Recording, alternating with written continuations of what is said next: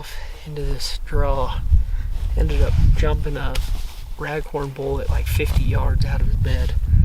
I was hunting with my 30-30 lever action, my grandpa's, and the whole reason was I was planning on being in that thick timber, and he jumped out of bed right as I was stepping over a log. I didn't have time to get my foot set and get the gun up before he was gone into the thick timber. I ended up taking way off, down clear off the edge of this thing, down off the face, clear down onto a point, and ended up spotting about 12 cows and like 7 spikes. And they were like 600 yards on a ridge across from me. I had my grandpa's 30-30 that is open sights. So, of course, my 300 was sitting in the truck. So I just went after him and chased across 2 ridges to get to where they were. Dropped down in where I thought they were going to be bedded. Moving super slow, wind in my favor.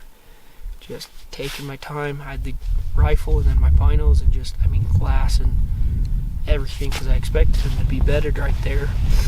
And then everything seemed fine. I was moving, like I said, super slow, wind in my favor, and then all of a sudden, on the other side of the draw, all hell broke loose. Elk took off running. I never even could see him. I assumed another hunter, but I never did see somebody else, so I don't know if the wind was hitting me and then hitting the top of the draw maybe and circling. I don't know. But I ended up chasing them further down to see if I could catch them out in the open and see where they went. And I was just going to sit and wait and put in another stalk if they calmed down. Never could find them. Took a big giant loop out and around, and yeah, it's been an all-day deal. Of course, wasn't planning on that, so I had way less snacks than I wish I would have had. So I got to the truck, had a couple snacks, put on my cowboy hat. It's rifle season, so you have to wear a blaze orange hat or a vest or whatever. I keep a blaze orange vest strapped to the back of my bag so I don't get shot in the back, and then I wear a blaze orange hat. But man, that hat, I don't know what it is, but it is just one of the most uncomfortable hats, I swear. So as soon as I got to the truck, I swapped out of that. But we're gonna go ahead and do a third video on the Butler bag bedroll that I'm sitting on right now. I've done 2 other videos. They're both in the headlight of the truck. In fact, one was last night, and as I've been out hiking, I've just been trying to decide what I'm gonna do as far as a bedroll is concerned. I still just, I don't trust this thing in cold or in wet weather because I've had issues with water getting in already. And I got this smaller, so it's, that's as wide as it is right there. I got it for going out with the horses or whatever. An emergency setup, whatever. My kids, most bedrolls are 45 inches, I think, is what they come out to. This one's only 30. So I want to get the bigger bedroll. It's more comfort. And yeah, obviously I've already mentioned I've had issues with the zipper and water getting in. I don't know if it just got in through the zipper, but a couple of, 2-3 weeks ago I was sleeping in it and the zipper actually popped like halfway down, just separated.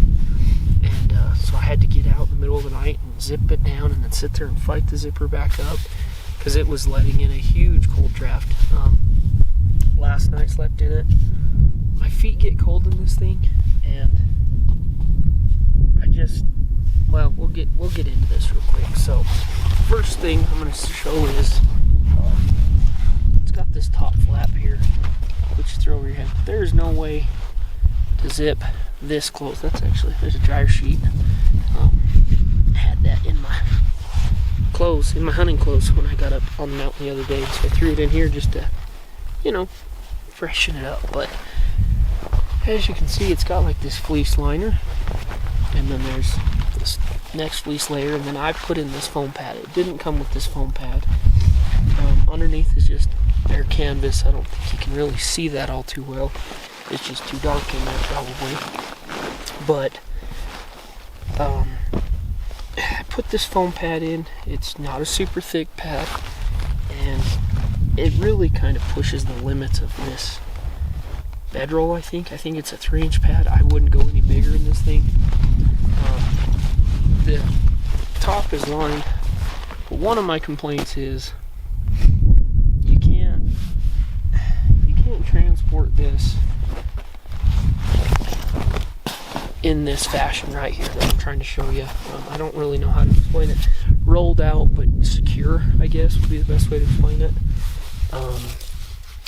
Which, I mean, isn't a huge deal, but I'd like to be able to, secure this at least a little bit somehow, even if they just had a ring down here to tie off to. And then the other thing is, so they had these 2 D-rings here that I hope you can see. And it was built to, when you were all wrapped up, you'd run your strap through here, or through both, back through the one, keep it tight. Once I put this foam pad in here, there almost wasn't enough strap. I mean, you were fighting like hell to be able to get that strap started. So I literally took some Kafaru buckles and put them on here. It's got an auto lock buckle, so I can slide this thing clear to the very end if I wanted to. And I mean, they're secure. I mean, they'll slide the tiniest bit when I'm cranking on it like that, but it's not much. But just clips together once you roll everything up. But like I said, I wasn't a big fan of this. I did notice I get moisture coming in through here. In this area, it could be where they sewed on the patch, the company patch. It could be these handles. I'm getting water through here a little, which isn't a huge deal. But I could seam seal that, whatever. Like I said, for some reason this zipper is just giving me a lot of issues. And then the other thing that I've been thinking about is, they've got some insulation in here, some sort of insulation batting in here with this fleece blanket. The old school bedrolls, they had wool blankets. Cowboys would just take a bedroll, it's just canvas. They'd throw in a bunch of wool blankets, and the thing was with wool, if you got wet, it'd still keep you dry. I don't know what's going to happen with this. The time that it soaked completely through, I was, 50 degrees outside probably that night. Like, I was wet, but I wasn't soaked because I was on the pad. It was all the way around the pad was soaking wet on both sides. The whole bottom was soaked. I stayed somewhat dry because I was on top of the pad, but it was 50 degrees. I don't know what would have happened, honestly, as far as if it was cold and wet, because I just don't know what's in here, right? I don't know if it's some sort of cotton batting. I don't know what's in there. And that's kind of one of my biggest concerns with this right now is if I can't keep the moisture out and what they've got in here doesn't actually keep you warm when it's wet, it defeats the whole purpose, right? And I've mentioned, I have looked at, they have their next size up. It's a 4-season, all season. I can't remember exactly what they call it. And what they've got is they've actually got 3 layers of these fleece blankets sewn in here. And the thing that I'm torn for, two big reasons here, or 2 conflicting ideas here. With those 3 blankets and this 3-inch foam pad, if I put another 3-inch foam pad in there, that is so much padding that it's just going to be the most comfortable thing to sleep in. For me, it's not a big deal. I sleep fine in this. I've slept on way worse than this. But my wife, she's got some health issues and she does not sleep good on air pads, or she has to have a lot of firm padding. And I think that the 3 blankets, and she sleeps cold, very, very cold. I think most women seem to, but with those 3 blankets, the foam pad, if it's hot out, she's got a ton more padding if she uses that one. I sleep in this one. If she's getting cold, she can dive under those layers. Because that is one thing, is I want to get her one for when we go out on the horses. And like I said, that is one thing that I think would be really nice with that, because if she's using it, we're not going to be out in extreme weather.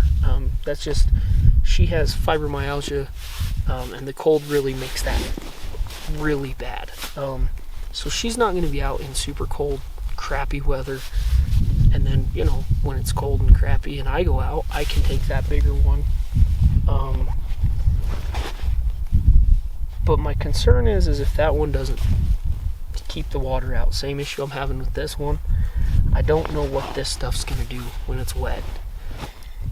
A regular old bedroll. And the other thing to mention with these Butler bags, they do not come with foam pads. None of them do. It's not an option. You got to buy your own after the fact. So, Ellis, I think is the name of the company, makes a bedroll. They've been making them forever. They have one. It's the canvas bedroll. It's the 45 inches. It actually props up the head with a little vent. And it does, as far as I can tell, it actually zips completely closed. This flap is still kind of just here, but it zips along the top underneath the flap. So, everything would be secure. So if you wanted to just take this bedroll and throw it over the top of a pack saddle, your sawbuck and over your panniers, whatever, even if you were just, hey, I'm going to walk my horse out because the backstring's full of whatever, if I throw this over this strap, this top flap's going to be kind of flapping, but it's just open, right? Like dirt's going to get in. The Ellis does zip all the way closed. It does. They do sell theirs with a pad. There's no blankets, there's no anything. You put in your own sleeping bag. But the plus side of that is I have a lot of not a lot, but I have a couple really nice backpacking bags. I have an old 0 degree Coleman bag. And like my Kafaru sleeping bag that I take when I go hike back in somewhere far, it's Apex insulation and it is built to keep you warm whether it's wet or not. It's synthetic, it's not down. You could go dunk that thing in a river, right? And it's still going to keep you warm. Now, that bag is my summer bag, and so it's only, I think, a 20 degree bag, but once it's paired with the canvas and a pad underneath, it'd probably keep me plenty warm. Honestly, I've slept in it in the winter on an air pad with a little insulation and been absolutely fine, because I sleep warm other than my feet. And in those instances, I throw in a hot hand in the bottom of the bag, or I boil some water before bed, put it in an Nalgene bottle so it's nice and warm, put it in the bottom of the bag, and that heat down there just stays in my Kafaru bag. So, if I just buy the canvas, put in a sleeping bag, I don't have to worry about what their insulation is. But like I said, my biggest thing, I just wanted to kind of show this in the daylight. I guess the other thing I was going to show, because I don't think I have shown it, this is just a little drawstring. It runs down through here, so when you suck everything up and you pull it tight, it kind of helps cover the side of the bedroll on each side. I tied a big loop in this side, because like the first day I had it, my kid grabbed it and yanked it through. So I've tied a big loop in one side, and then I just run the other side in and suck it tight, and we'll hurry and roll this thing up just to show. But like I said, I haven't been able, I got a hold of them when I first started having issues. They said they were going to take care of me, and man, that was it. I was decided right then and there, he's going to take care of me. He was actually going above and beyond. I was going to buy their 4-season one, because that customer service means a lot, right? And now they won't text me back, email me, call me. Haven't heard a word, and I haven't even got the bare minimum, which was they were going to send me a zipper, so I could at least try to get someone to sew on a new zipper, maybe. So point being, I'm not real sure what I'm going to do yet, but I still wanted to cover the bag, because honestly, I really do love sleeping in the thing.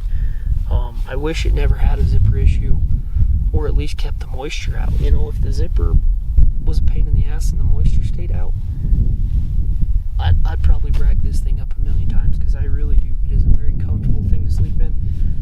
The one thing is, again, for me, for my size, I would not recommend this bag if you are a big guy, if you've got big wide shoulders, because you are just not going to sleep good unless you're one of those people that, I mean, a mummy bag is great and you don't move at all in your sleep. I'm a small guy, I fit in here fine, but I move a lot in my sleep. I sleep on my side, my belly, my back. I toss and turn, I move around. This is as small as I would ever dare go for me personally with the way I sleep. And like I said, if you're a big guy, if you've got big shoulders and you put this 3-inch foam pad in here, I don't think it would fit, quite honestly. But again, I'm just trying to kind of cover the bag in the daytime, show off, like I said, show off kind of this inside. The zipper ends right here at the start of the flap. It ends right there. It zips down. It only zips down the side. It doesn't zip around the bottom of the bag. And that was kind of my one concern with this bag is the foot of the bedroll was completely soaked. I mean, I had it laid. I unzipped the bag and I wrung out water the entire way down that zipper. And when I got to the bottom, it was completely soaked through. And I mean, I sat there and just squoze water out. Finally, I opened everything up, laid it across the hood of the truck, and it probably drained, I'd bet, a gallon puddle of water on the ground just from the gravity pulling it out the foot of the bedroll. So I really don't know if it's the zipper only or if the back of the bedroll is leaking. I don't know. If you're a smaller guy, or again, don't move a lot, and you're in warmer weather, or you don't like to do this, just sleep out here, you want to have a tarp, you want to have it in a cot in a canvas tent, I think they're a great choice for that situation. Because I've thought about that, you know, if I just throw up a tarp, I have an ultralight tarp with me at all times. If I just threw up a lightweight tarp, it doesn't matter, right? That'll keep the moisture out. The bedroll itself, super comfortable. But again, I'm just trying to cover everything on it. I still don't know. I just can't seem to make up my mind on what I'm going to do. Honestly, I'm really leaning towards going to the Ellis canvas bedroll,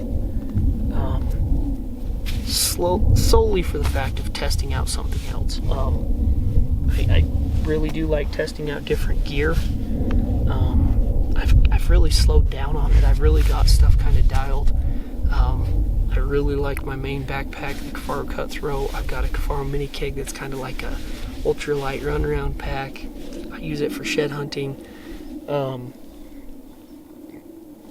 man, I've been through dozens of Kafaro packs, and I just don't see a reason to get rid of these two. I really do love those, but we're running low on time before the camera runs out of video here, so I'm gonna hurry and zip this or roll this up. So I'm gonna flip those out of the way. Hopefully I can get this zipper up. So I've only been moving the zipper about a quarter of the way down, and I don't have much problems with it there, but as soon as I go past about a quarter is where I have issues. So you just take this thing, I just use my knees to hold it in place while I grab the next handle. You know, obviously I could probably flip some of that crap out of there a little better. I just take, there's your straps. Like I said, for me, with the pad and everything, I can just take this strap, slide it down here towards the end, reach around, clip it in. I can suck that strap up as tight as I want. Do the same on the other side. Give me a little slack.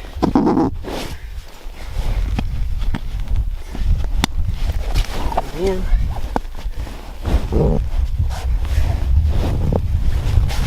So, I mean, that's all I have to do, technically, right? These end straps, you're not really going to be able to see that angle, but just flip it. There's my end. Come down here. Oops. loop. So I just grab, trying to make sure you can kind of see. There's my loop.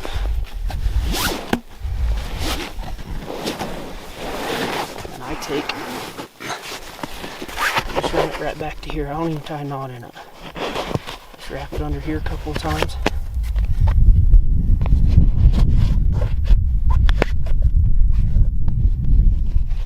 And that way, when you undo your buckle, this is loose. Then you do both sides.